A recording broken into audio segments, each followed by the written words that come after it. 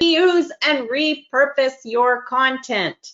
If you've been doing this like for any amount of time, like after a few months, never mind a few years, you have a lot of content, especially after a few years. You have mountains of content that you can be using it. And also when you're doing your planning, like in what I mentioned in tip number 1, is always look at what you have and make sure you're keeping an inventory. We've talked about that in the Facebook group before. I have a post in the Facebook group that talks about kind of keeping an inventory. So I'll write that down and I will put that in the video description too. You can, if you're not in the Facebook group, you can just join and you can see that post.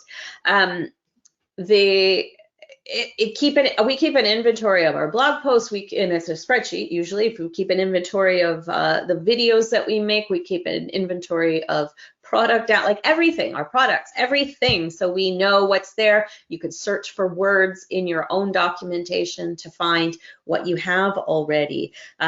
Sometimes you can just republish content or just link to it again when it's relevant. And maybe you'll change and add a different, if you're launching a new product, you might update that content to be more relevant to that product and include an opt-in for it or actually promote the paid product. So you're just kind of freshening up the content and reusing it. Or you could change the formats like text to graphics, make your posts into PDF documents. Like if you're making lots of useful blog posts or things like that, or long form social media posts, you can create a report from that. That's very valuable. That can become an opt-in offer. Obviously you'll edit it to make for the proper message that you're trying to send or what product you're trying to promote.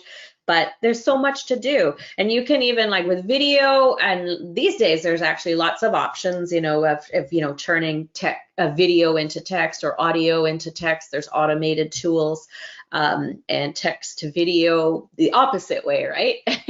And actually we noticed, and we haven't used it yet, and we have used other tools to do this kind of stuff, but that the Amazon Web Services, the AWS, they have 2 tools that actually can take your videos and automatically transcribe them. That gets a little complicated when more than one person's speaking, but you can edit it. You can also hire a transcriptionist, but that'll be much more expensive.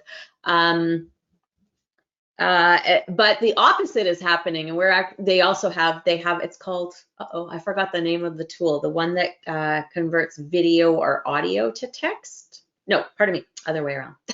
Sorry, text to video or audio, because we're about to open our eKit Hub University, right, Yusef? And we have a lot of written lessons, and we don't have time to do all the videos for every lesson, but for people who like to listen, there is a tool that you've probably seen it on websites, news websites and stuff, where you can click listen to article, and it is like a robot voice that reads it out, but it's still saves you time.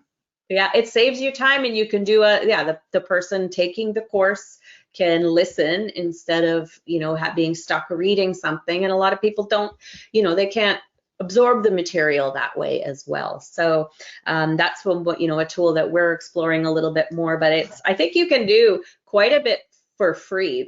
So we're going to dig, and Amazon Web Services generally aren't expensive anyways to use, like their storage, which we use their storage, that's not expensive. So I imagine that the actual paid, how much you pay for these is probably not that bad.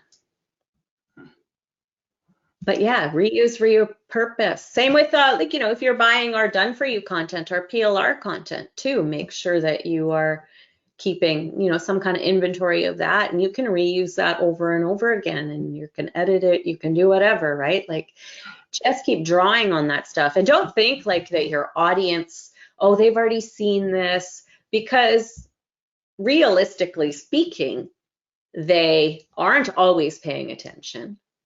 They also have lots of other things going on in their life. They're not gonna be like, I think I read this. Or you can also republish something and say, hey, I just wanted to bring this one back, and then add an extra thought to it. And people love to have the refresher, because you can say something to them many, many times, and they'll be like, yeah, I should do that. I should do that.